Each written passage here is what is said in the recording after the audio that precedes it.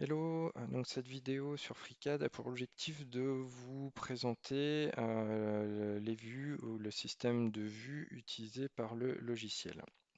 Alors avant toute chose, sachez que dans le menu principal affichage, vous avez deux vues possibles, soit la vue orthographique comme c'est actuellement le cas, soit la vue en perspective. Donc là, c'est vous, vous choisissez le système de vue qui vous convient le mieux. Ensuite, sachez qu'en bas à droite, vous aurez toujours ce système orthonormé, donc X, Y, Z, ceci afin de vous permettre de savoir comment vous êtes orienté dans l'espace. À côté de cela, avec les dernières éditions de FreeCAD, vous avez en plus ce petit cube avec des flèches, et donc en cliquant sur les flèches, ça vous permet de faire pivoter votre objet dans l'espace. Vous pouvez aussi cliquer sur une des faces ou sur les arêtes ou sur les coins du cube pour orienter votre objet un peu comme vous le voulez. À côté de cela, vous avez aussi ces icônes qui font un peu la même chose, vue de devant, de derrière, de gauche, de droite, du dessus et du dessous. Et enfin, vous avez cette dernière icône ici qui permet de disposer votre objet pour le voir, euh, enfin, entre guillemets, des diagonales.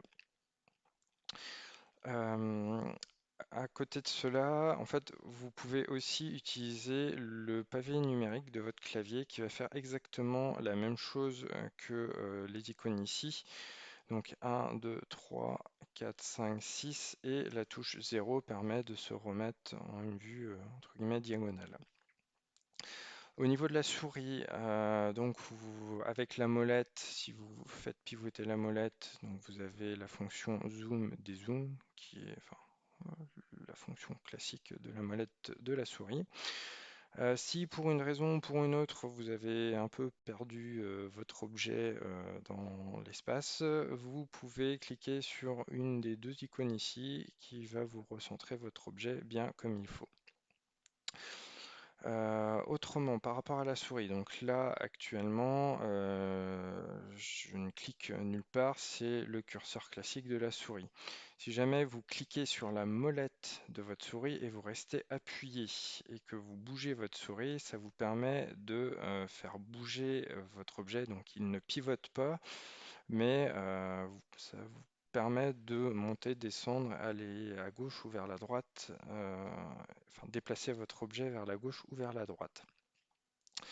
Si en plus du clic molette, comme c'est actuellement le cas, vous cliquez droit, donc actuellement j'ai molette et clic droit de la souris qui sont enfoncés, et que vous bougez votre souris, vous avez un contrôle total de la rotation de votre objet dans toutes les dimensions. Et ça, c'est extrêmement pratique. Alors le seul petit, enfin c'est pas un piège, c'est une petite fonctionnalité qui est assez rigolote.